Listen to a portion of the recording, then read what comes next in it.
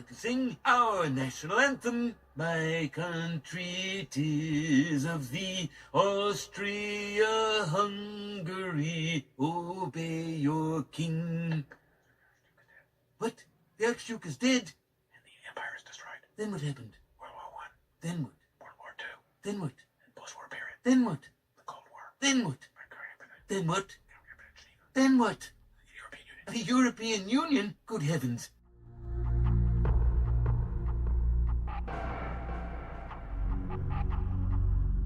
The European Union? Good heavens. Can't make this up.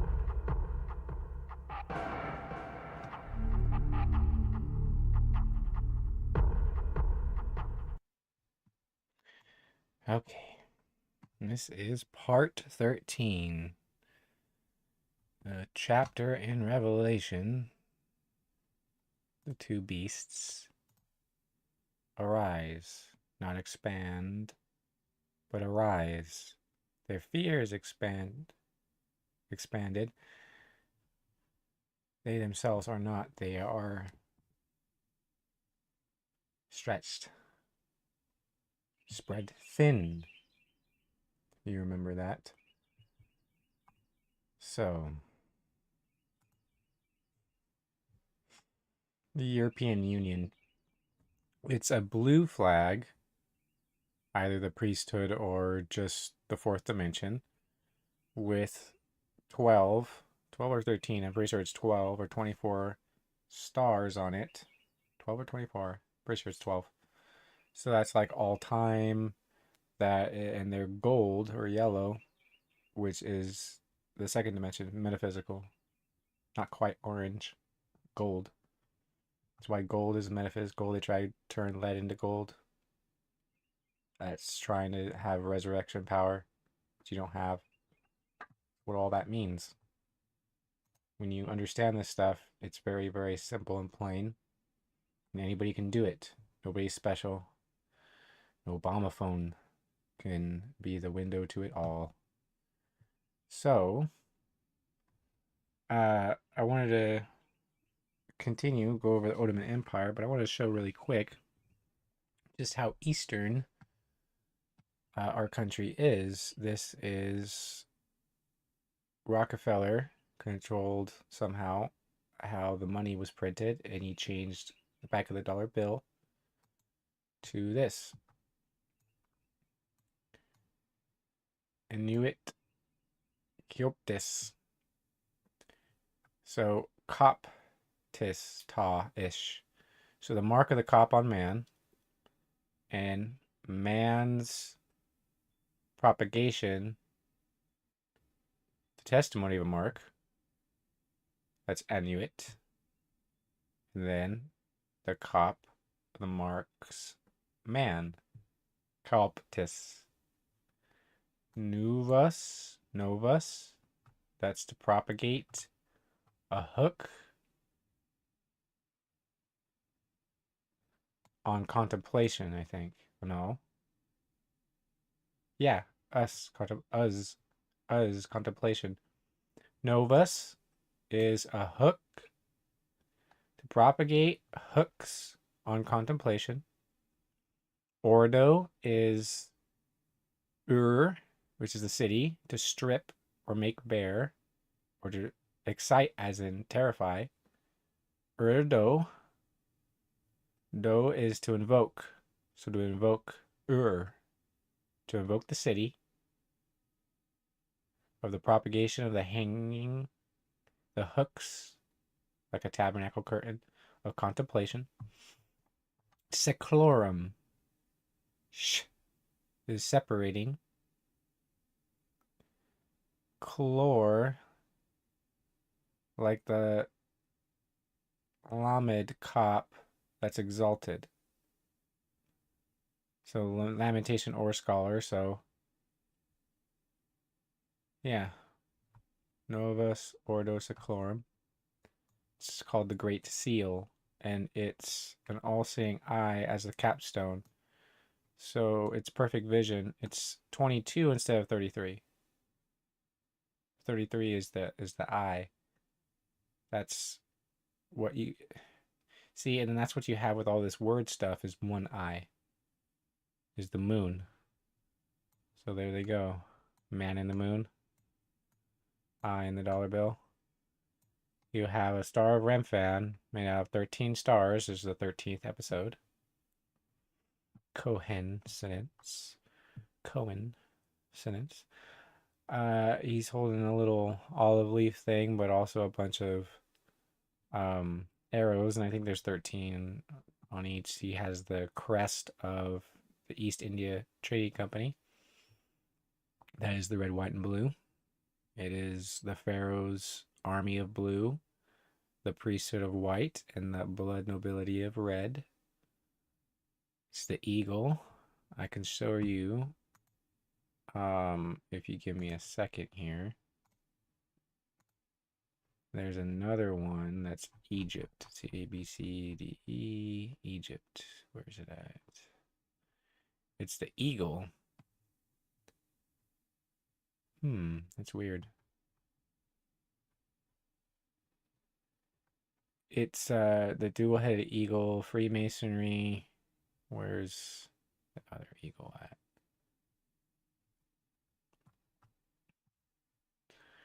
Sorry, it's that Egypt had a falcon or an eagle symbol that looked exactly like this, and I have it somewhere.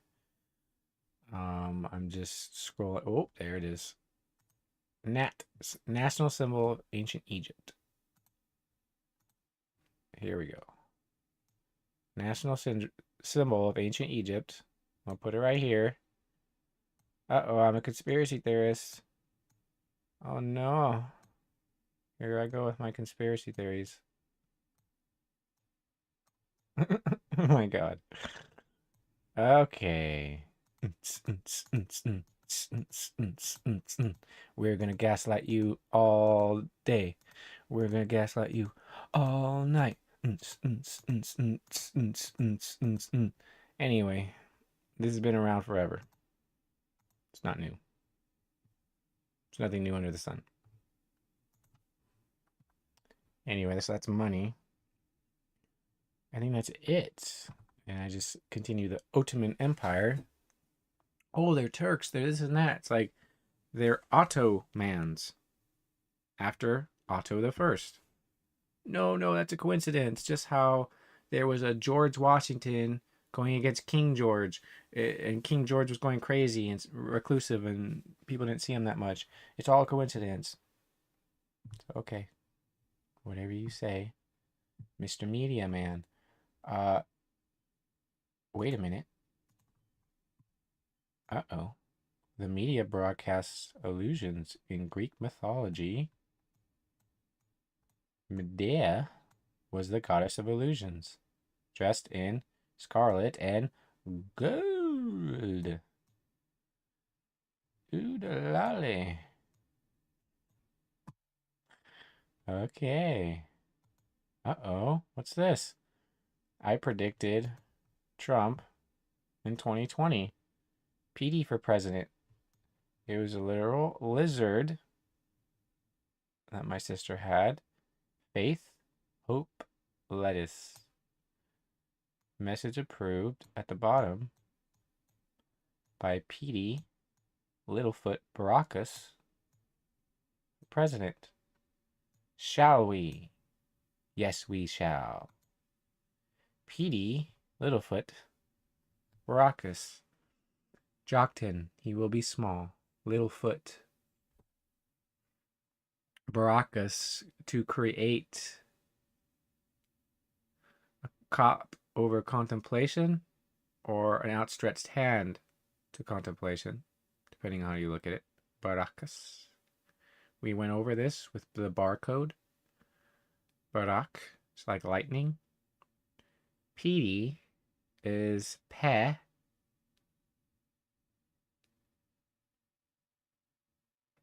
A and ta of the city. So it'd be the mouth's testimony that marks the border of the city.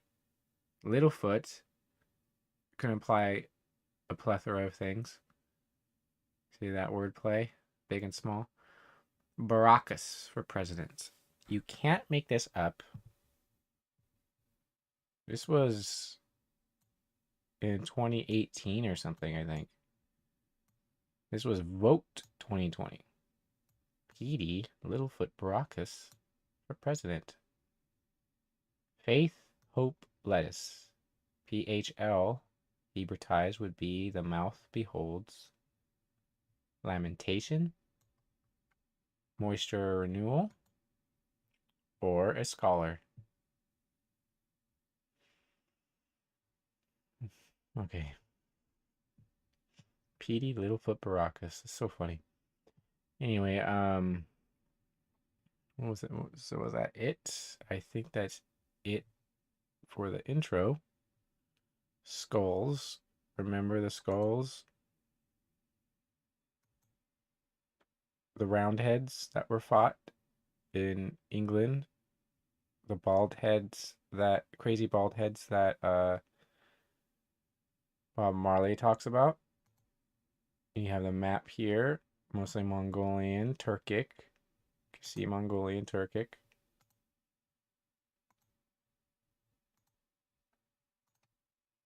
We're going to talk about the Ottomans.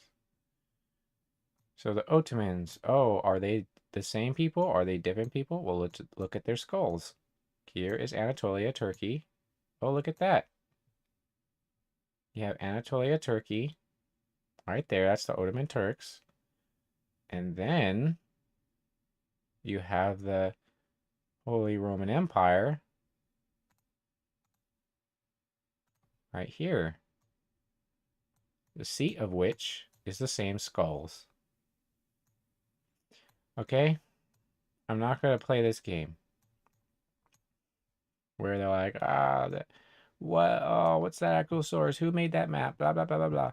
You can look up cephalic maps that they made of skulls before they started hiding it because other people were seeing it and going, wait a minute, wouldn't this just be the three sons of Noah? And they're like, oh, never mind, these are dinosaur bones. They're radioactive. You can't touch them. Am I lying? Look at string theory. It's the heart. It's a bugle. It's everything. All right, let's see. I think that's it. I did all the TV ones and the pyramid. Okay, so let's start with the Ottoman Empire. 13 minutes in. I don't know. I just, it happens. Ottoman Empire. Persian and Ottoman Turkish. Devleti. Aliyai. Osman. So they call it Otto. Wow, that's a Antichrist name, Otto. What does Otto mean? To do it by yourself. This is Osmaniye. Osmond. That means God man. Oz is God. The Wizard of God. Wizard of Oz. Not even kidding. You can look it up. Ozman. So Otto man. Otto is without God because just like it's a horseless carriage, you're saying of yourself you're a horseless carriage. You know what I mean? Wow, that is pure evil. Charlemagne, and then you get Otto, and you get the Ottoman Empire. That is great. Nobody's gonna gaslight me on this. Like if somebody says, "Oh, I'm a historian," it's like you're a blind historian. Then you can go ahead and lead the blind. Osman Imperatorlugu. Osman Devleti. French Empire Ottoman. Okay, historically known to its inhabitants in the Eastern world as Rome or Rum. This is exalted. What is exalted? Exalted is so ripe, it's almost overly ripe. So you can either be preserved in that state by the Most High through Messiah, or you can be prideful and try to be without God, and then you just rot. because that's how ripe you've gotten. Your Rosh turned into Antichrist instead of Messiah. And known in the Western Europe as the Turkish Empire or simply Turkey. Remember, they're hiding Anatolia, which is the testimony of the Tola. It could be the testimony of a Tola worm. They probably always had this mystery parable of the Tola worm. And David wrote about it. I'm a worm and not a man, specifically Tola worm. And then it was fulfilled in Messiah. That's probably why it's called Anatolia. Testimony of the Tola worm. And they're like, why is Abraham, or why is Noah always talking about the Tola worm? Tells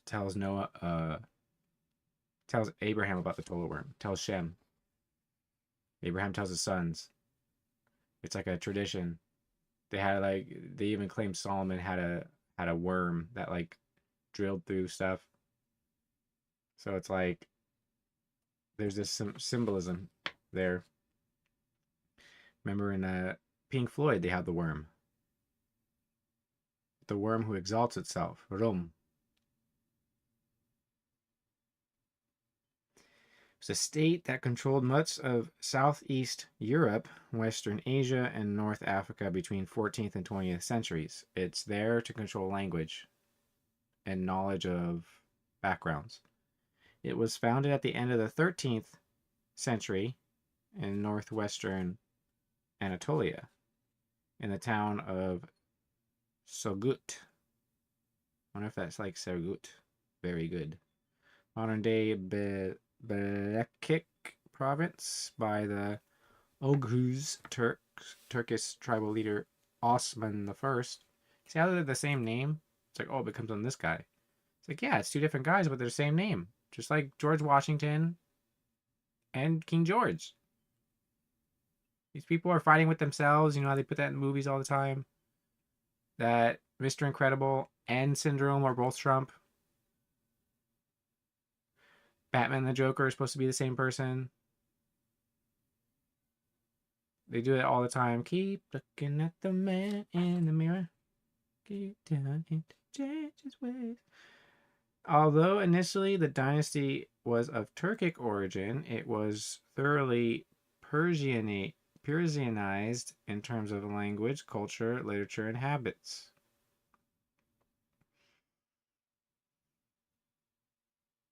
After 1354, the Ottomans crossed into Europe, and with the conquest of the Balkans, the Ottoman Beylik was transformed into a transcontinental empire.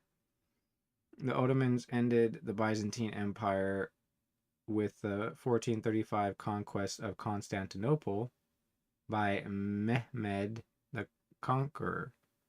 Mehmed is like beholding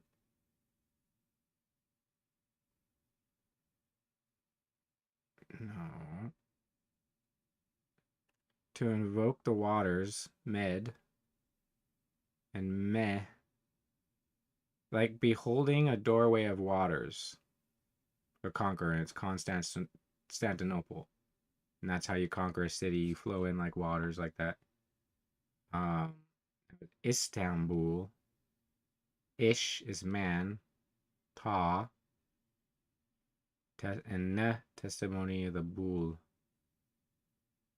The house of God.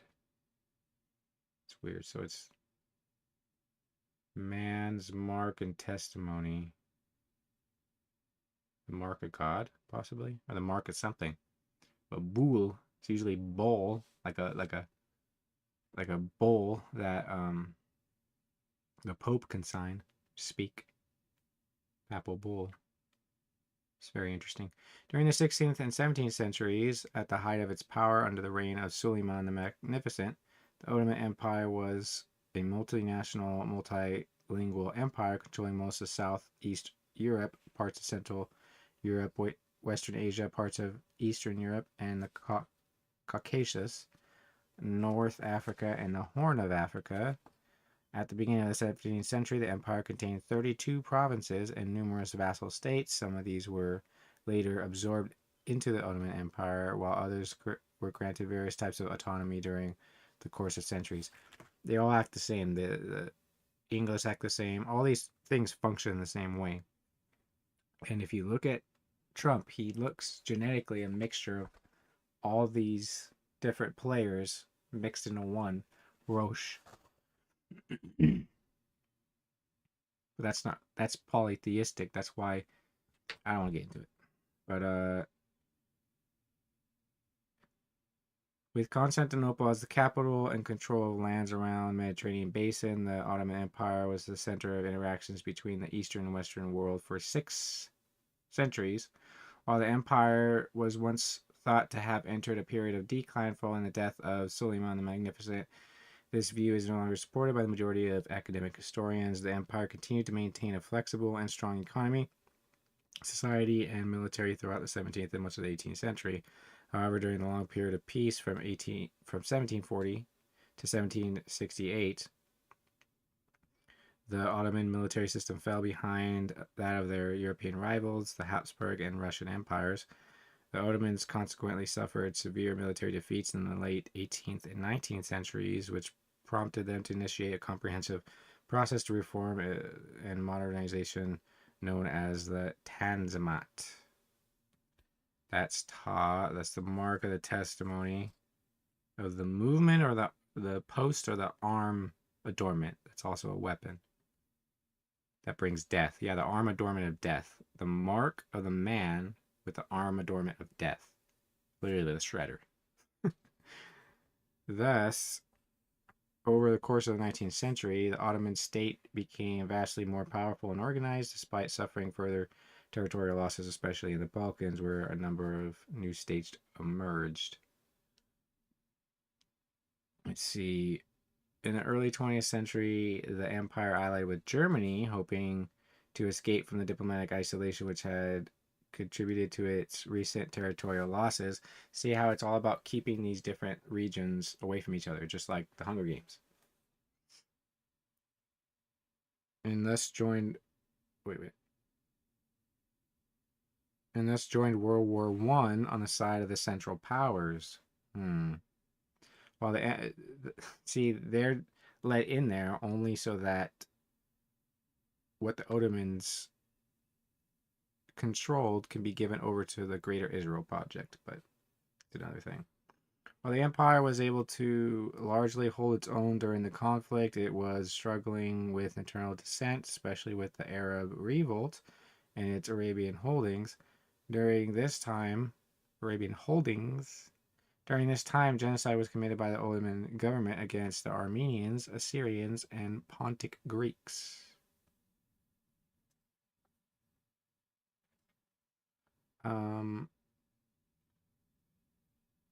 Armenians were mostly Christians. The Assyrians are Semitic. The Pontic Greeks are probably mixed with Semitic, I would guess. The empire's defeat and the occupation of part of its territory by the Allied powers in its aftermath of World War I resulted in the partitioning of the loss of its Middle Eastern territories, which were divided between the United Kingdom and France. The successful Turkish War of Independence, whatever that actually was, against the occupying allies led to the emergence of the Republic of Turkey. So literally how you get any of these countries in the Middle East.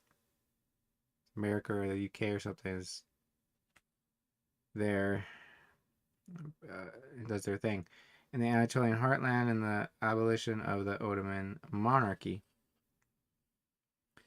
So, the Seljuk Sultanate of Rum declined in the 13th century.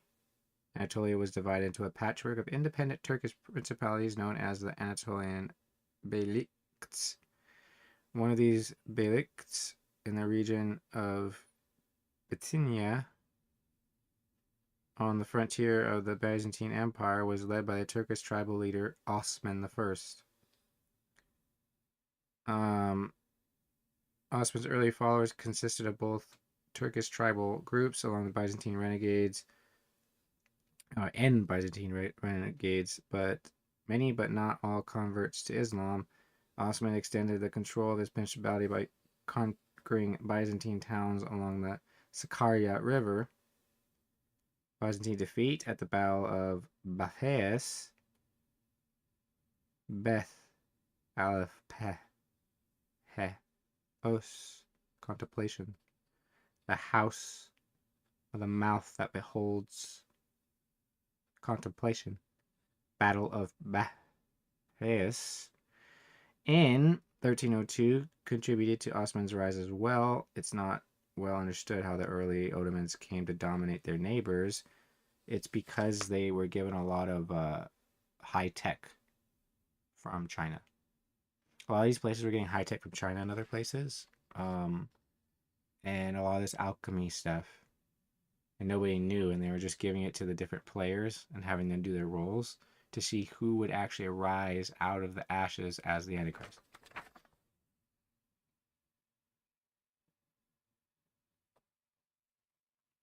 Let's see. The Gaza thesis theory, popular during the 20th century, credited their success to their rallying of religious warriors to fight for them in the name of Islam, but it is now highly criticized and no longer generally accepted by historians. And see, just like it's just the Crusades, they just use people who believe in one religion, and then they have the Ottoman Empire, people just use another religion. The empires themselves aren't the religions.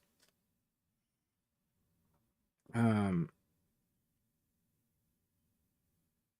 the century after the death of Osman I, Ottoman rule began, extended over Anatolia and the Balkans.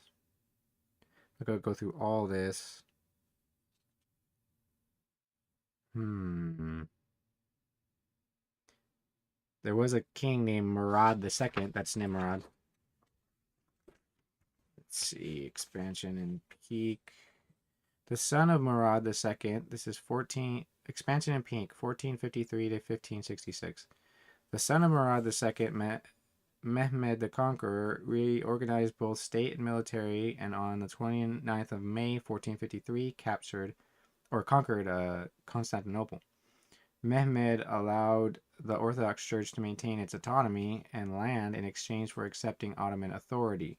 See, they didn't see much difference between them and literally Otto the Great. They're just like, okay. Due to tension between the states of Western Europe and the latter Byzantine Empire, the majority of the Orthodox population accepted Ottoman's rule as preferable to Venetian rule. Venetian, remember, it's Pharoahian. It's Pharaoh. Albanian resistance was a major obstacle to Ottoman expansion on the Italian peninsula. Albania is where they speak ship, which literally means to split two continuums, taking the bad out of the good and putting it in its own section and keeping the good in its own section. That's what ship means. It means to do that with your mouth. So their language and their culture are the only thing keeping them from the only thing that's helping them do this, besides if they're calling out to the Most High.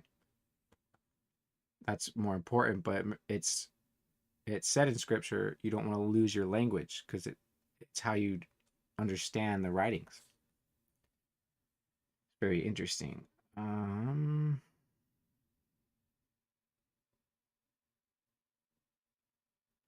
In the 15th and 16th centuries, the Ottoman Empire entered a period of expansion. The empire prospered under the rule of a line of committed and effective sultans. It also flourished economically due to its control of the major overland trade routes between Europe and Asia. Sultan Selim I, 1512 to 1520, dramatically expanded the empire's eastern and southern frontiers by defeating Shah Ismail of Safavid Persia in the Battle of Calderon. Literally, the people of the Rosh of Chaldea, which is where the Babylonians came from. It was the Chaldean and Amorite. Selim I established Ottoman rule in Egypt by defeating and annexing the Mamluk Sultanate of Egypt. Mam is Mayam, Luk is like Luke. So waters of light, or waters that reflect light, probably clean waters, and created a naval presence on the Red Sea. After this Ottoman expansion, a complete competition started between the Portuguese Empire and the Ottoman Empire to become the dominant power in this region. The reason the Portuguese Empire was even there. Oh wait, never mind. I'm thinking of something else. I was thinking of Never mind. Suleiman the Magnificent, 1520-1566, captured Belgrade in 1521. So they fought, you can look it up. Russo-Turkish War. See, they're all just kind of wrestling with each other in a mental and authoritative way, and they're just causing these armies to be killed for no reason other than something you can only compare to a chess game. See how much farther up I could put this. Yeah, that's way better. Jeez. All right.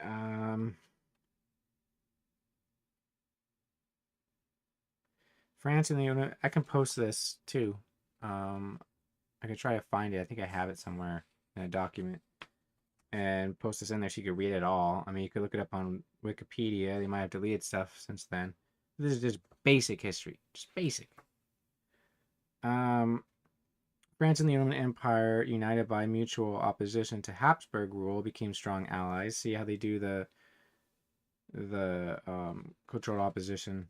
The French conquest of Nice in 1543 and Corsica in 1553 occurred as a joint venture between the forces of the French king Francis I and Suleiman, and were commanded by the Ottoman admirals Barbarossa Hayreddin Pasha and Turgut Reis.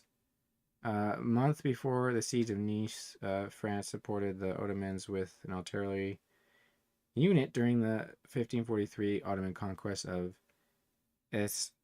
Esztergom in northern Hungary. After further advances by the Turks, the Habsburg ruler Ferdinand officially recognized Ottoman ascendancy in Hungary in 1547.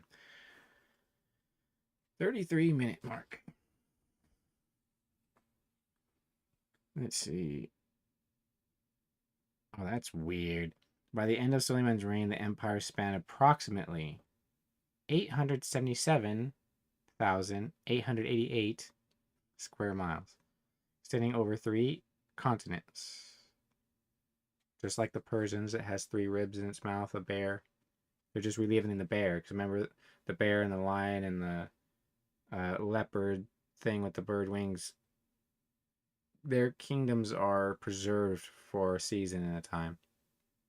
So you're just seeing that with this. You got the lion is the Russo-Asiatics. You got the Persians, or just the Middle East, the bear with the 3 things. And the 4-headed leopard is just the 4 nations that came from Greece. It's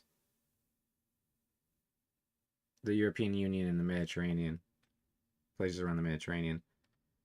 And then the Roman Empire, of course, is just the rest of the world. And that's America controlling it, Britain, all that. Over and over and over again. Same thing. Same old story, same old song and dance.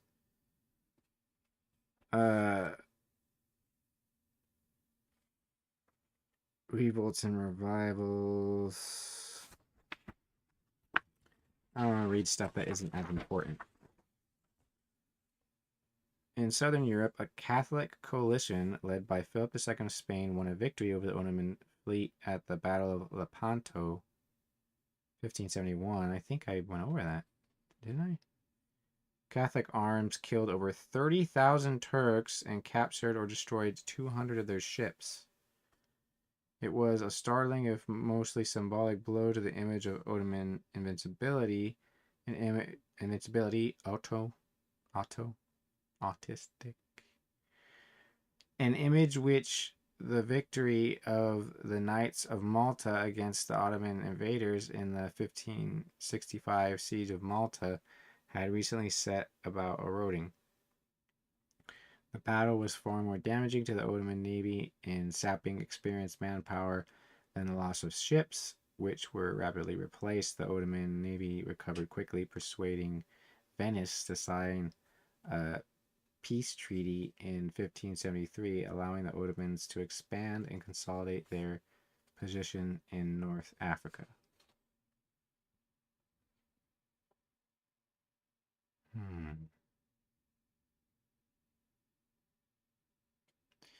Yeah. Okay. I'm only going to read ones that I think are interesting, parts of it, but you can get this all online.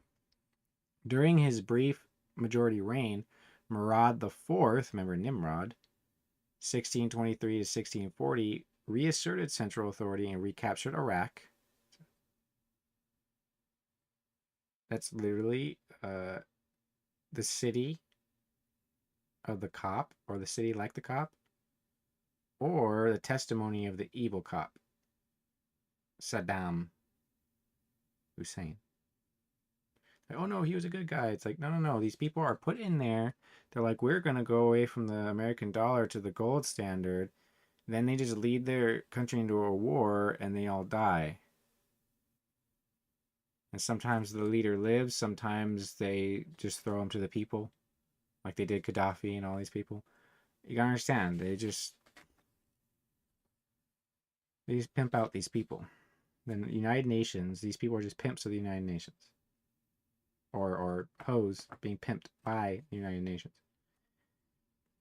The resulting Treaty of Zuhab of that same year decisively parted the Caucasus and adjacent regions between the two neighboring empires, as it had already been defined in the 1555 Peace of Amasya. Yeah. Where Caucasian is just the people of Noah, random tribes that say specifically Noah. They've kept their genes a certain way.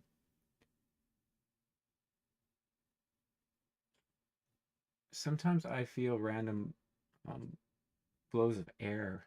I don't know where they come from.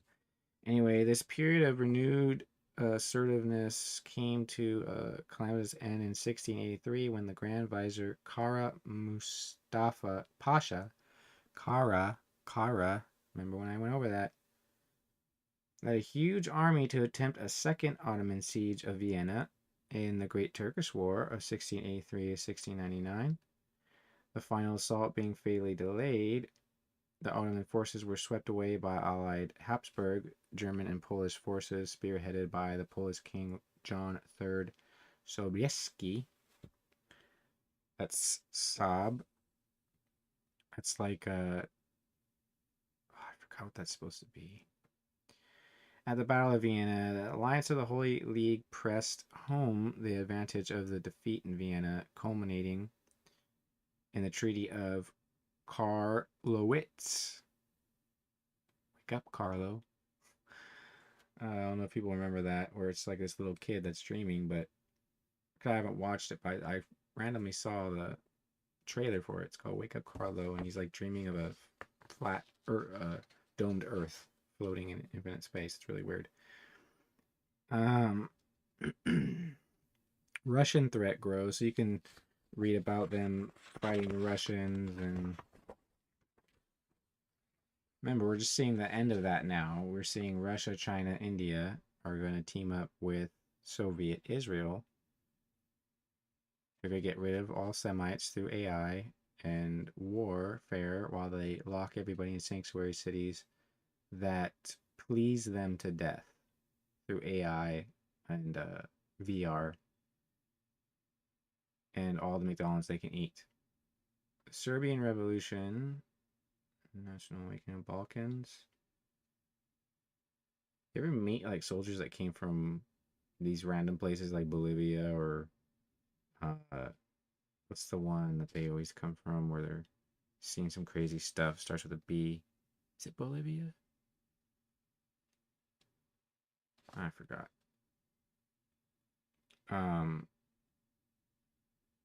It's not here anywhere. All right, decline and modernization.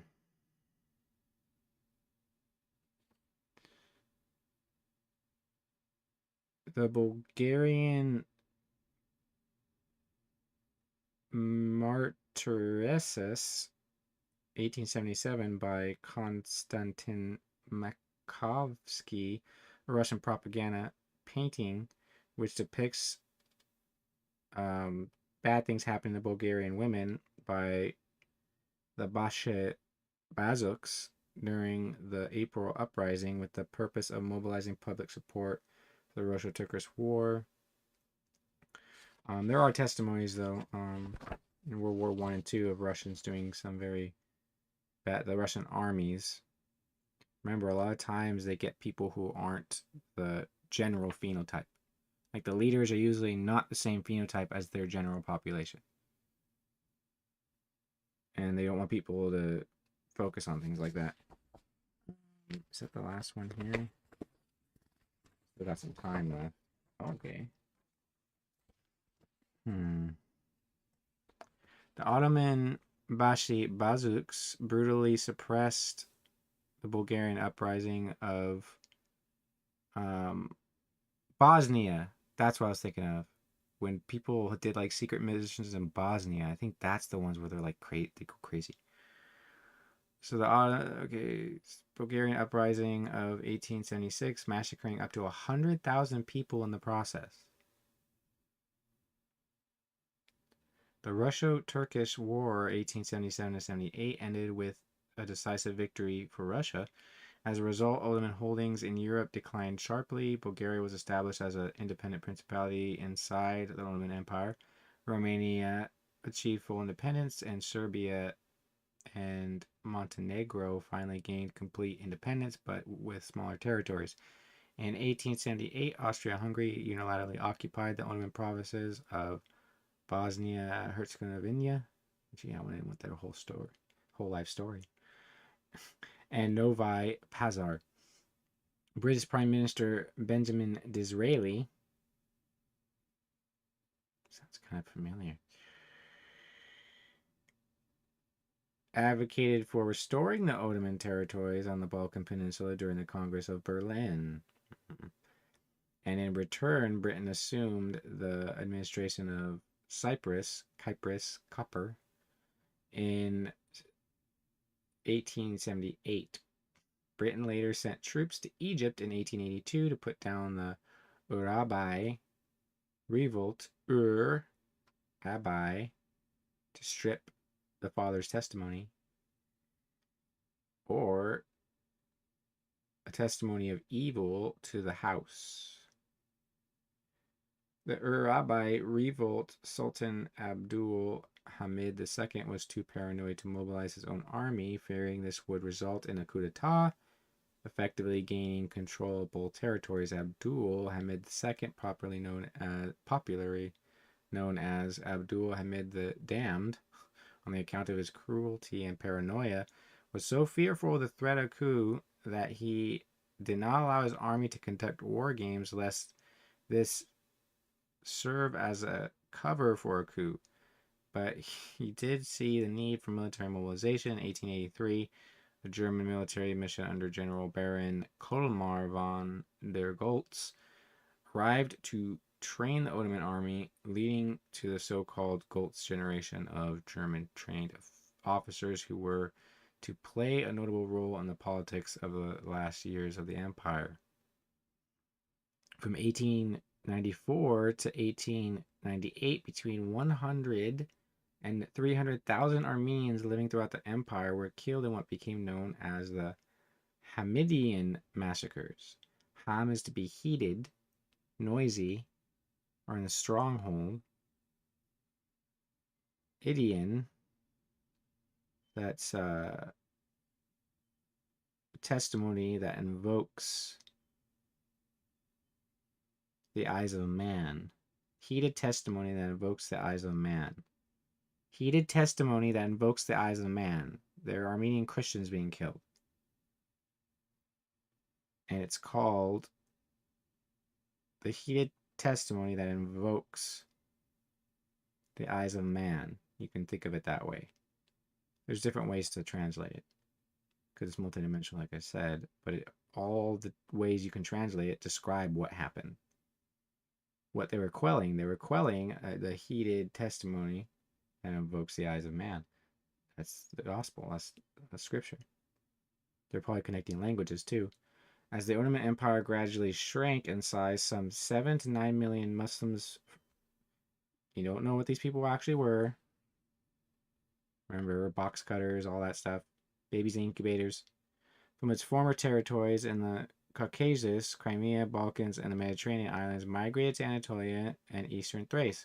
After the empire lost the First Balkan War, 1912-13, it lost all its Balkan territories except East Thrace, European Turkey.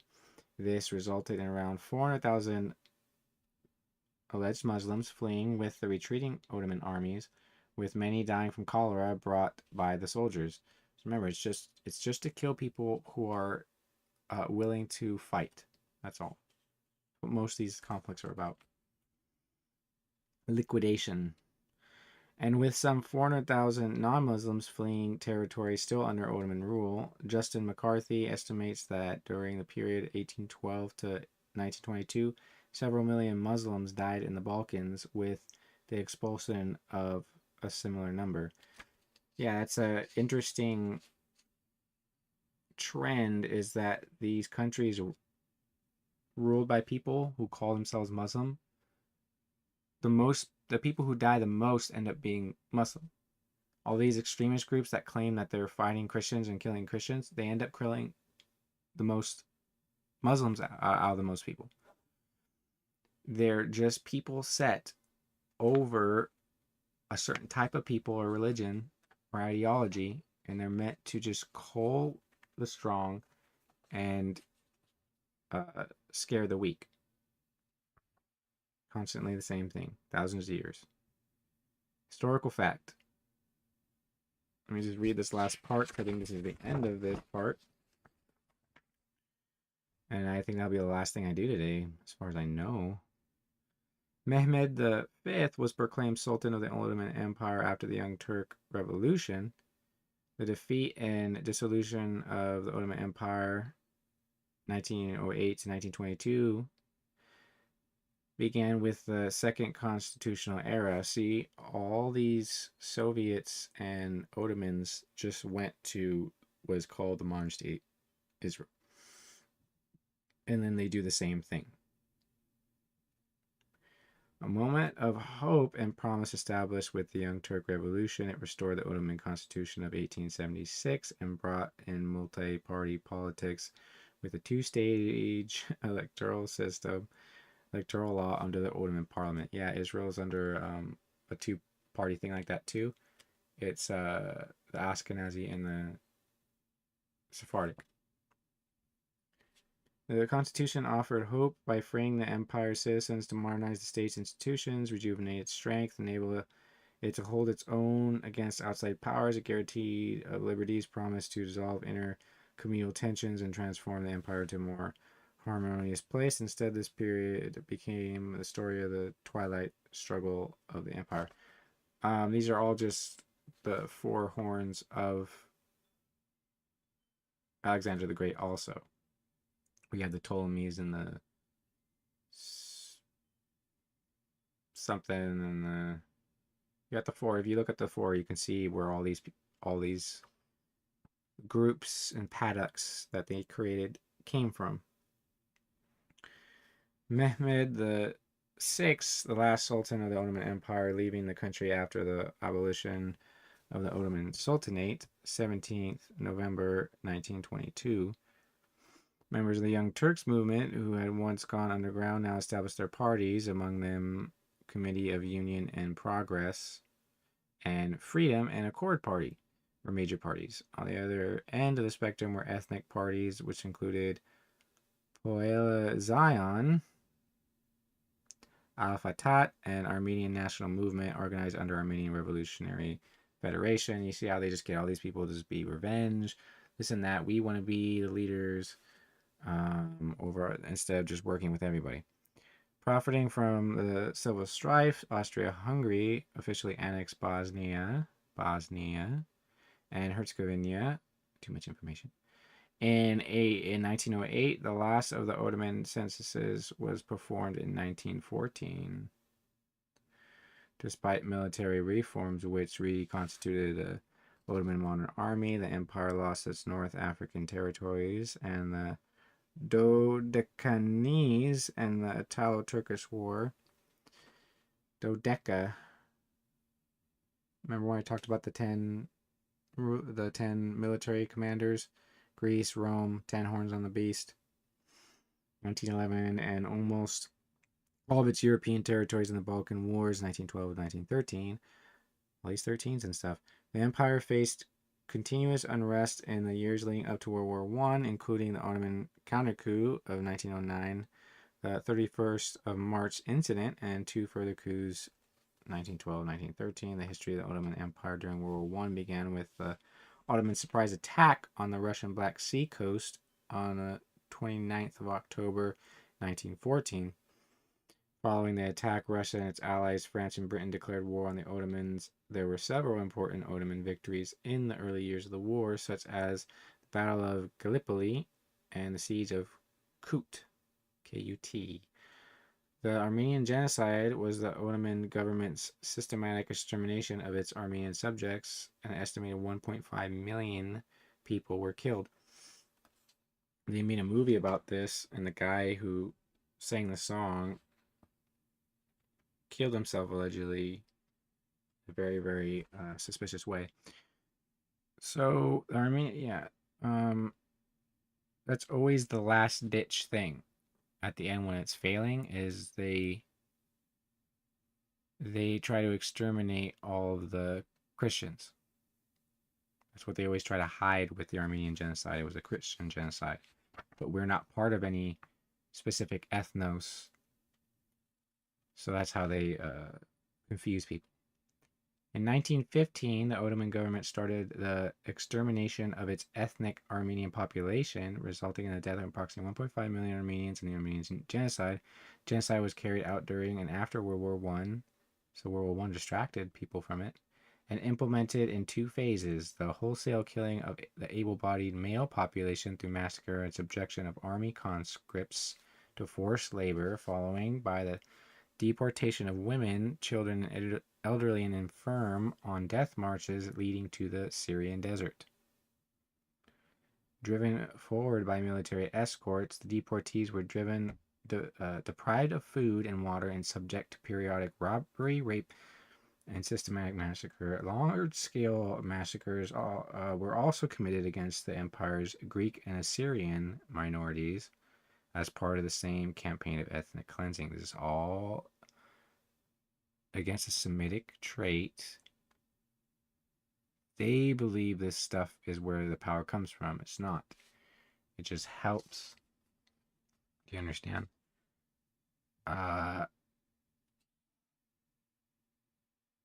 That's what they did. Like, it's hard to do it with people who look like the people that they're supposed to do this to, right? So Mussolini tried to do a campaign in Greece and Albania and other places where they basically kill or steal all the cattle and starve them all to death. Now, he couldn't get his armies to do that because they looked like the people. So the soldiers were given their rations to the people, and then the soldiers started starving. So then it's like, oh, well, let's just get this guy Hitler to rile up a bunch of blonde-haired, blue-eyed people who don't look exactly like these people, and they'll go in and do it. And then that's what happened. The Nazis came into Greek and Albania and a bunch of places, killed all their cattle, asked for the wealthy Jews who had gold and stuff like that. It was just about gold and information. Albania was full of gold. Still full of gold that's hard for them to find. But trillions and trillions of dollars worth of gold. Insane. It was stolen. That's why they make that Wag the Dog movie about Albania. Oh, nobody even knows about Albania. It's like, yeah, they should. The Arab Revolt began in 1960. The Arab, remember, be careful how you perceive these things, because they could just be labeling them like Lutherans and Protestants and whatever. The Arab Revolt began in 1916 and turned the tide against the Ottomans on the Middle Eastern Front, when they seemed to have the upper hand during the first 2 years of the war. The Armistice of Mudros was signed on 30th of October 1918. They really like October, don't they? It's the harvest. October is the harvest. Wow. Setting the partition of the Ottoman Empire under the terms of the Treaty of Sevres. This treaty, as designed in the Conference of London, allowed the Sultan to retain his position and title. This is exactly what they did to Japan and all these places. Except China. China didn't get to do it. Japan did, though. These are things you have to pay attention to. The occupation of Constantinople and Izmir led to the establishment of a Turkish national movement, which won the Turkish War of Independence, 1919 to 1923, under the leadership of Mustafa Kemal. So mush, to drive along the mark of the mouth, the border of the mouth. Kemal is either a malicious cop or a cop that's like a scholar, depending on how you look at it, or a cop like lamentation. That's why it can be a cop of maliciousness. Kemal. But it's also camel. It's international trade. Never mind. Yeah, it's international trade because like Kimmel, Jimmy Kimmel. So to drive along and mark a border with the mouth, and then international trade. You see how it's just about these trade and anarcho-capitalism? It's all anarcho-capitalism. All of it is slowly turning into anarcho-capitalism. And then they get the people who are oppressed by that to literally cry out for anarcho-capitalism. It's insane. It's like, that's how it works. Non-aggression principle. My name is Malice, literally. The occupation of Constantinople. Okay. So Mustafa Kemal, later given the surname Ataturk, that means the greatest Turk. So the greatest turtle dove cop, the greatest cop like a turtle dove. What did Noah send out of the ark? The turtle dove. They're literally standing on the land that the ark landed on. The Sultanate was abolished on the 1st of November 1922. 22 is perfect vision. November is the 11th month, 11/22, 33. And the last Sultan, Mehmed VI, reigned 1918 and 1922, left the country on 17th of November 1922. The Republic of Turkey was established in its place on October 29th, 1923, in the new capital city of Ankara. Kara, men of Kara, Ankara. Remember the battle that the Greeks were finally submitted? Is really Kara Anna. It's Sharona. You can't make this up. Left the country in the 17th of November 1922. The Republic of Turkey was established in its place October 29th, 1923, the new capital of Ankara. The Caliphate was abolished on the 3rd of March, 1924. 3rd of March, 1924. March is 3. 3rd of March, 33. 1924. 2024. Kamala. Camelot. Kimmel. They do their broadcast in Freemasonic temples. That's not exaggeration. That's not a conspiracy theory. It's a giant stone building that says it on it that it's a Freemasonic temple. Jimmy Kimmel Live. Look it up. MTV. Look it up. So, it's been an hour. 13th episode. I'm tired. Probably won't do anything else today, but I can't say never. You can see me sweating. Look at that. Hi.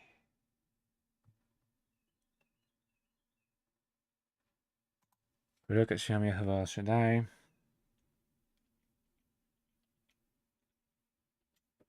Look at Shem ben Elohim. Hakadosh ben Elohim. Shua HaMashiach. Amen.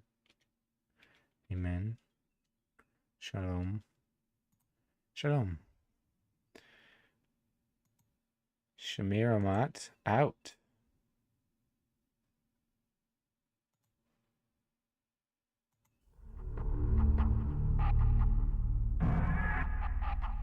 Now I would like to sing our national anthem. My country, 'tis of thee, Austria-Hungary, obey your king.